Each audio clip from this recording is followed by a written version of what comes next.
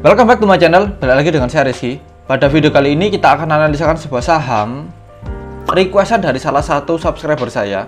Saham ini adalah saham konstruksi yang lagi sering dibicarakan. Salah satunya adalah proyek di IKN. Apalagi kalau bukan Pakuwon atau P-Won.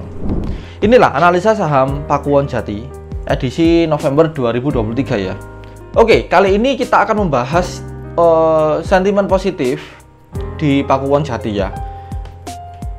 Kita bisa cek di Pakuwon Jati itu lagi ada proyek bangun hotel mewah. Dia mau lakukan investasi di sana. Dan kalaupun ini berhasil, groundbreakingnya sukses, pasti Pakuwon Jati sahamnya akan naik terus di masa-masa akan mendatang. Ya, kita bisa cek di sini. Ini kata direktur utamanya Pakuwon Jati ya, Alexander Stefanus. Pakuwon ini merupakan bagian dari mixed use punya Pakuwon di IKN yang nanti akan dilakukan bersama dengan tahapan pembangunan IKN. Artinya apa? Artinya hotel ini akan berdampingan pembangunannya dengan IKN.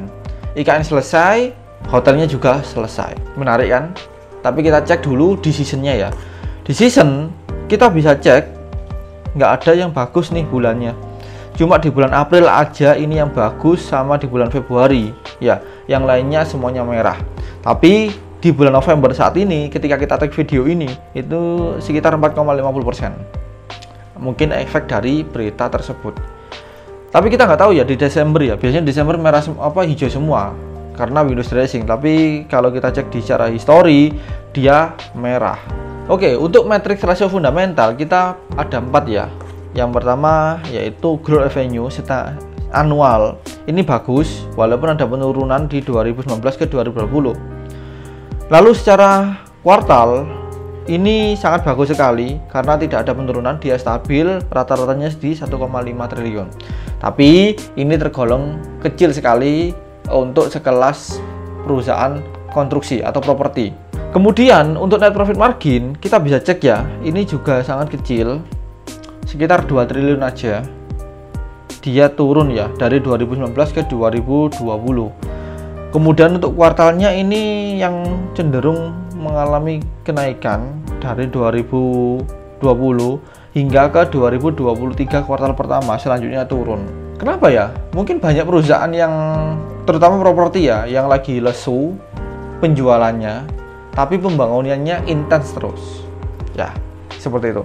Biasanya ya, seasonnya, polanya perusahaan properti itu akan mengalami kenaikan di bulan-bulan awal tahun.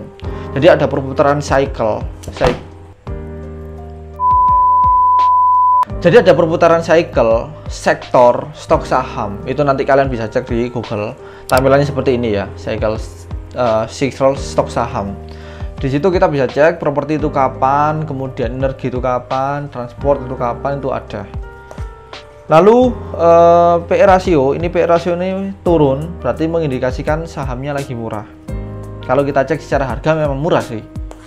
Kemudian secara growth kuartal ini juga murah ya, 50. Untuk earning per share ini kita relate ya sama dengan chartnya di NPM, net profit margin. Begitu juga untuk kuartalnya juga sama. Artinya kita nggak bisa melihat perusahaan konstruksi, perusahaan properti itu cuma dari laporan laba rugi atau rasio PE dan earning per share.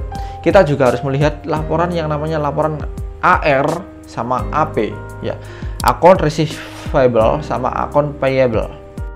Mengapa perlu itu? Karena biasanya perusahaan konstruksi atau properti itu bayarnya belakangan.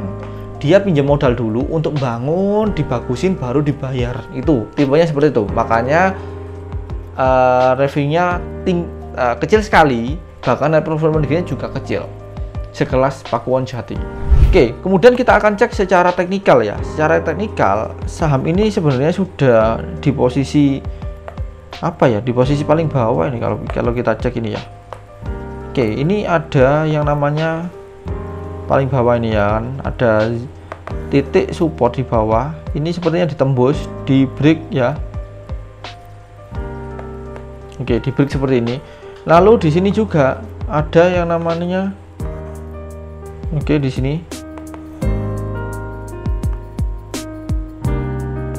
Oke. Ini secara time frame weekly kita bisa cek kalau ini dia mantul ke atas, mantul gini ya berarti akan kenaikan. Tapi kalau turun gini ya berarti turun. Ya kan, jadi simple.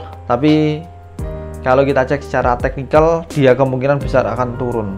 Oke, kita coba geser ke time frame yang lebih rendah, ke daily. Nah ini kalau kita cek ini sebenarnya ada pola. Ini ada bullish candle ya. Ini ada bullish candle yang cukup besar, kemudian naik, ngebreak yang ini, turun ya, kemudian naik lagi, naik. Nah ini ngebreak yang ini. Apakah dia seperti ini? Kemungkinan iya, karena ada event ada sentimen positif dan fundamental yang cukup baik. Kemungkinan dia seperti ini ya, naiknya. Tapi kalau prediksi kita salah, ya dia kemungkinan turun.